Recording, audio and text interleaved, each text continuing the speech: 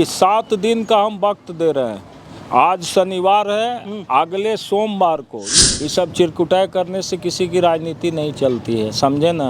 और बहुत लोग यहाँ से थक के चले गए, ये लोग भी थक के चले जाएंगे। सैकड़ों केस है इस्लामपुर जो 302, 395, 396 का वांटेड एक्यूज्ड है, जिसको पुलिस गिरफ्तार नहीं कर रही है, खुले रूप से घूम रहा है। तो रात में आप हमारे घर में जा रहे हैं, हमारा कार्यकर्ता कोई गुंडा अपराधी था क्या? पचलोवा का मुखिया है पवन, जा करके देखिए कितना मुकदमा पेंडिंग है, यही बड़ा बाबू है, छोड़े हुए हैं उसको। 11 तारीख को बोला लोगों ने कि मुकदमा हो गया। किस पे? मुकदमा हुआ 4 लोगों पर। घर पे यहाँ के थाना अध्यक्ष और पुलिस बल जा करके उनके घर में घुस करके बदतमीजी किया और उनको खोजबीन किया, वो नहीं पाए गए। उसके बाद थ्रेटनिंग दे करके ये लोग वापस चले आए। इस्लामपुर पुलिस गई दीनदयालगंज? जी, इस्लामपुर पुलिस गई। उसके बाद लगातार प्रखंड सांख्यिकी पदाधिकारी मेरे को दूरभाष पर फ़ोन करने लगा कि मेरा रजिस्टरवा वापस कर दीजिए। वो उनका क्या स्थिति है कि जो कोई लोग भी जाता है उससे वो अवैध वसूली करते हैं।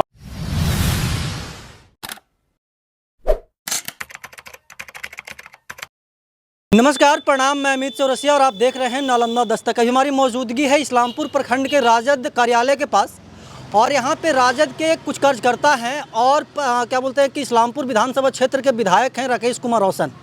हम इनसे जानेंगे कि इनके कुछ कार्यकर्ता पे केस हुआ है और केस इसलिए हुआ है क्योंकि ये यहाँ के अधिकारी का कुछ दिन पहले कुछ क्या बोलते हैं कि डायरी वगैरह था, वो जाँच के लिए ले गए थे और उस दौरान नालंदा दस्तक की पूरी टीम भी उपस्थित थी।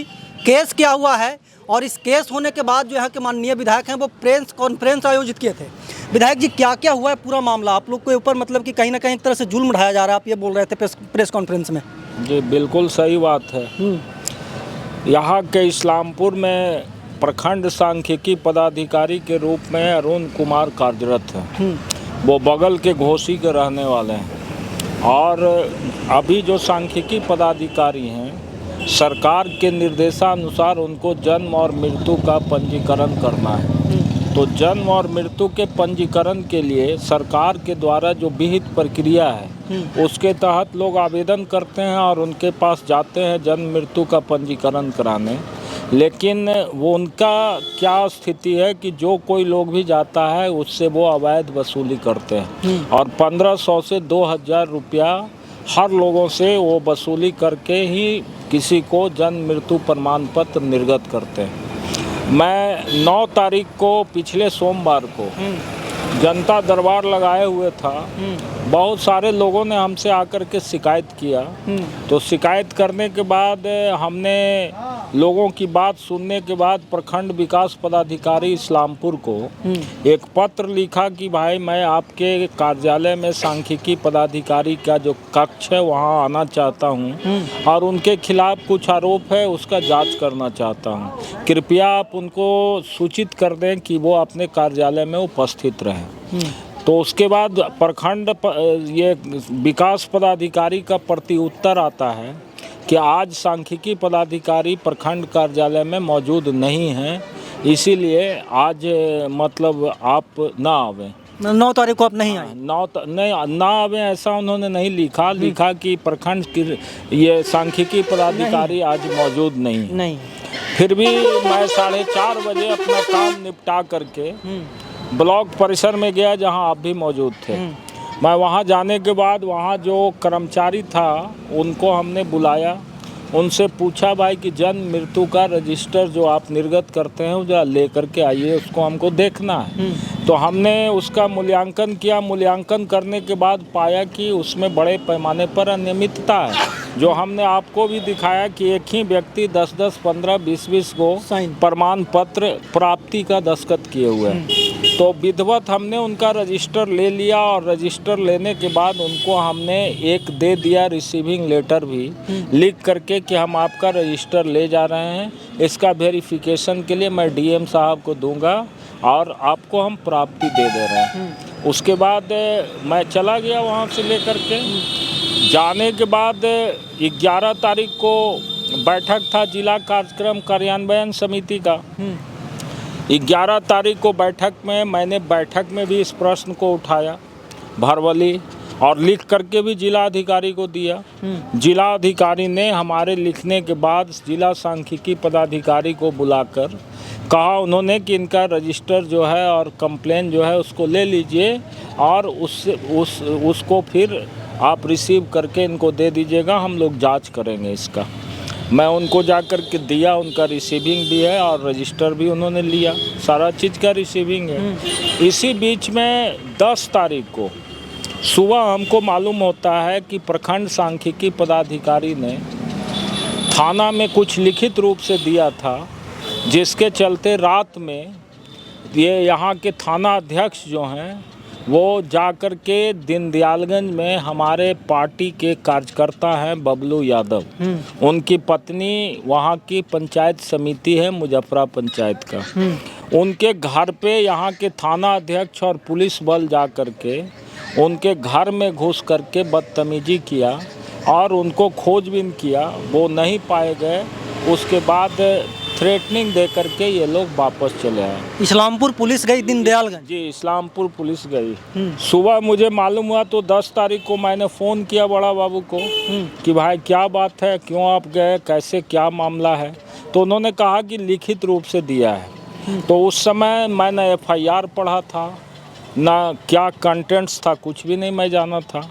तो हमने उनको ये ज़रूर कहा कि लिखित रूप से यदि कोई दिया भी तो पहले उसका वेरिफिकेशन आपको करना चाहिए था, और कोई ऐसा अपराधी और क्रिमिनल नहीं था कि आप सीधा जा कर के उसके घर में घुस करके उसके साथ बेअदबी करते, ऐसा आपको नहीं करना चाहिए था। तो उन्होंने कहा कि लिखित दिया था इसलिए मैं जांच के लिए गया था। हम उस समय FIR पढ़े नहीं थे और न क्या लिख के दिया हम नहीं जानते हैं। उसके बाद लगातार प्रखंड सांख्यिकी पदाधिकारी मेरे को दूरभाष पर फ़ोन करने लगा कि मेरा रजिस्टरवा वापस कर दीजिए।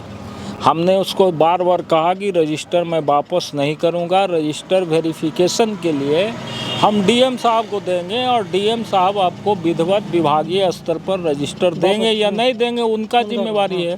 मैं रजिस्टर उनको दूंगा, आपको नहीं दूंगा। खैर चलिए, वो सब बात होने के बाद फिर 11 तारीख को, चूँकि हम तो 10 को यहाँ आए नहीं, 11 तारीख को मैं बिहार शरीफ में मीटिंग में था तो हमने इस सवाल को उठाया। जब उठाया तो उठाने के बाद हुआ जो हमने आपको बताया ही, तो जिला सांख्यिकी पदाधिकारी ने इनके खिलाफ लिख करके भी निदेशक को दिया कि इनके खिलाफ शिकायत प्राप्त हुआ है, इनको निलंबन की कार्रवाई किया जाए और इस्लामपुर से अलग कहीं स्थानांतरित किया जाए। इस्लामपुर वाले सांख्यिकी पदाधिकारी? जी, इस्लामपुर के सांख्यिकी पदाधिकारी को, जो कि लगा हुआ है मेरे ये मैं ब्रीफिंग में जो मैं अभी प्रेस ब्रीफ दिया हूँ। उसके बाद यहाँ से पूर्व वो बड़हारा में भी सांख्यिकी पदाधिकारी थे, ब्लॉक सांख्यिकी पदाधिकारी, बड़हारा पड़ता है भोजपुर आरा में। तो वहाँ भी इनके पैसा लेने का वीडियो वायरल हुआ था, और जो वीडियो वायरल हुआ उस वायरल के बाद उसका सत्यापन हुआ और योजना एवं विकास विभाग के प्रधान सचिव ने इन पर डिपार्टमेंटल प्रोसीडिंग शुरू किया, और प्रोसीडिंग को समाप्ति इस आधार पर किया गया कि इनको 2 वेतन वृद्धि पर रोक लगाई जाती है और इनका कभी भी प्रोन्नति नहीं होगा। मतलब कि यहाँ के जो सांख्यिकी पदाधिकारी हैं उनके ऊपर पूर्व में भी भ्रष्टाचार का आरोप लग चुका है। भ्रष्टाचार का आरोप था, जो वहाँ पे उसका कागजात है और प्रधान सचिव का जो लेटर है वो भी हम आपको दे देंगे या देख सकते हैं। तो इसके बाद हमारे लोगों ने कहा कि भाई 11 तारीख को बोला लोगों ने कि मुकदमा हो गया। किस पे? मुकदमा हुआ 4 लोगों पर। उसमें एक मिथिलेश जी हैं, एक बबलू यादव हैं, एक ये अजय यादव हैं और एक मनीष है, क्या नाम है, सौरभ नाम है। हाँ, मिथिलेश जी के जो साथ रहते हैं। 4 आदमी पे मुकदमा हुआ। तो मुकदमा का बात हुआ तो हमने कहा कि FIR उसका कॉपी भेजिए।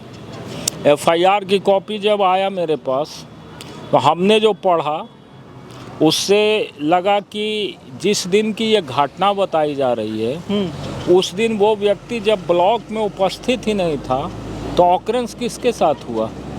ऑकरेंस तो तभी ना हो सकता जब वो प्रेजेंट रहता। हाँ। It means false case has been registered by him against the accused person because he was not present in the office on alleged date of occurrence. जब एलेज डेट ऑफ ऑकरेंस को present नहीं है तो कोई भी मुकदमा यदि उसके खिलाफ हो रहा तो ये निश्चित रूप से गलत है। तो पहली दृष्टिया तो हमको ये लगा। दूसरी बात हमको लगा कि हमने खुद पूछा है वीडियो से और वीडियो फुटेज लगा हुआ, वीडियो ने लिख के दिया है तो गलत तो कोई बोलेगा नहीं। तो जब गलत नहीं है, कोई व्यक्ति उस दिन था ही नहीं कार्यालय में, तो फिर मुकदमा करने का औचित्य क्या हो सकता है।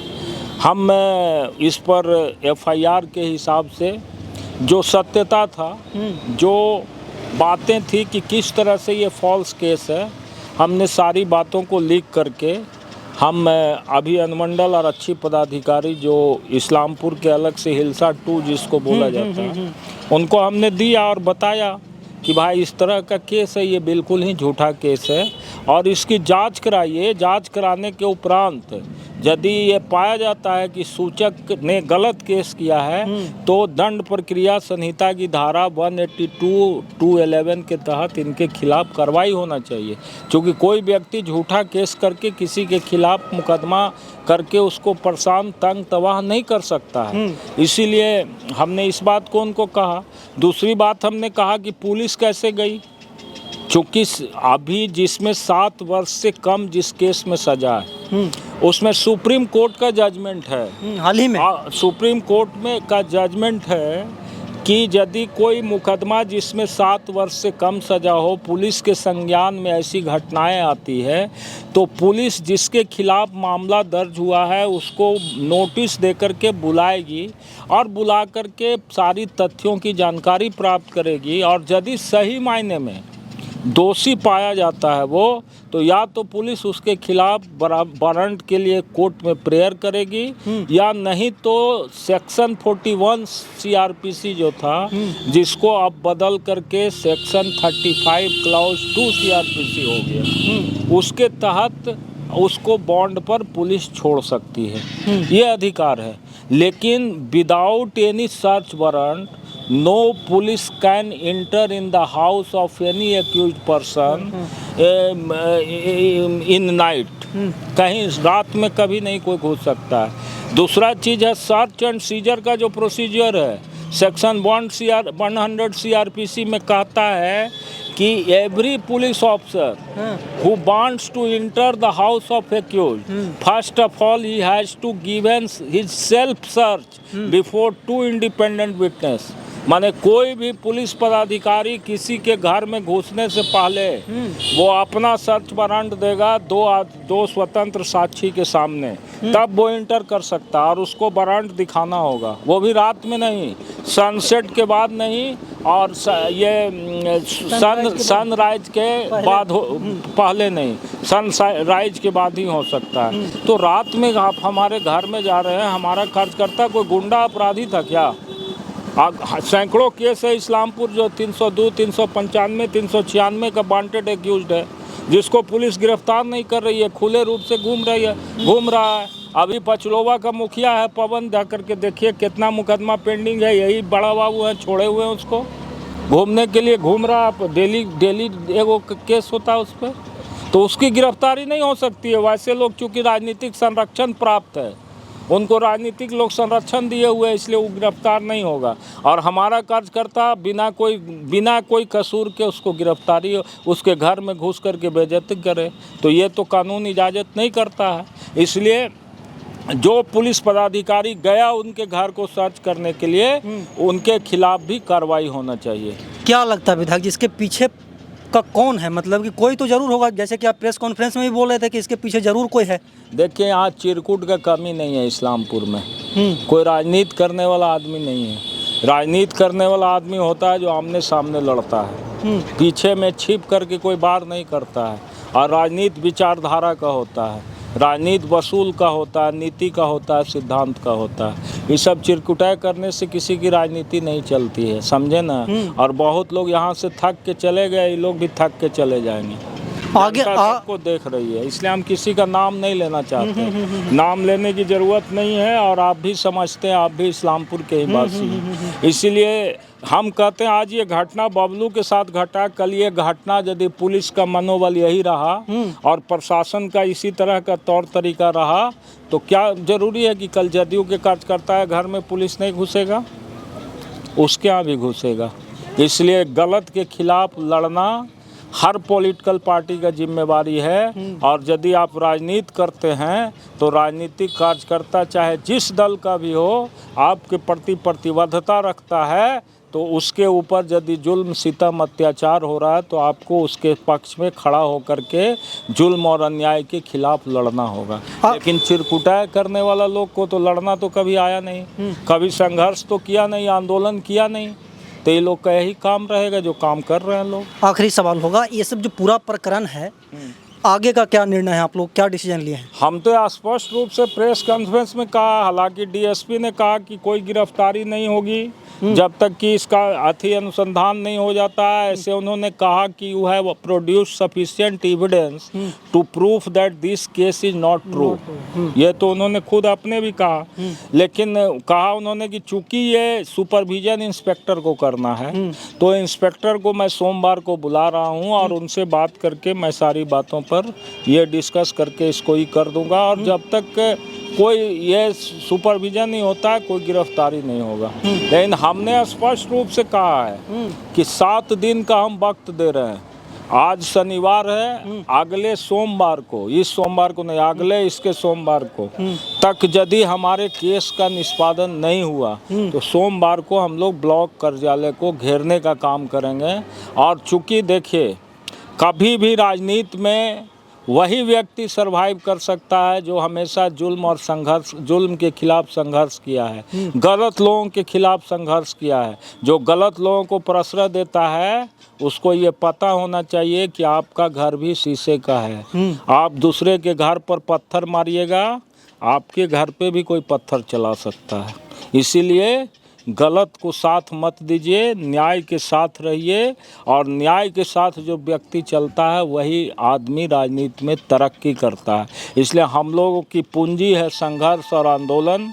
हमारे पूर्वजों ने सिखाया है कि लड़ना सीखो, जब तक लड़ोगे नहीं तब तक तुम समस्या का निदान नहीं करा सकते। हमारे नेता लालू जी कहते हैं कि जुल्म जहाँ देखते हो, अन्याय जहाँ देखते हो, वहाँ जुल्म और अन्याय के खिलाफ आवाज़ उठाओ, उसके खिलाफ लड़ो। इसलिए हम लोग को भी यदि न्याय नहीं मिलेगा तो हमारी लड़ाई शुरू होगी। न्यायिक लड़ाई भी लड़ेंगे, राजनीतिक लड़ाई भी लड़ेंगे, जो होना होगा सामने होगा। चलिए, पूरे घटनाक्रम के बारे में विधायक जी कह रहे हैं, हम इस खबर पे आपको आगे भी अपडेट देते रहेंगे। बाकी आप इस पूरे घटनाक्रम के बारे में क्या सोचते हैं, कमेंट बॉक्स में बताइएगा। हम ऐसे ही देश दुनिया की तमाम छोटी बड़ी खबरों से आपको रूबरू करवाते रहते हैं और आगे भी करवाते रहेंगे। तब तक के लिए बने रहे हमारे साथ और देखते रहना नालंदा दस्तक।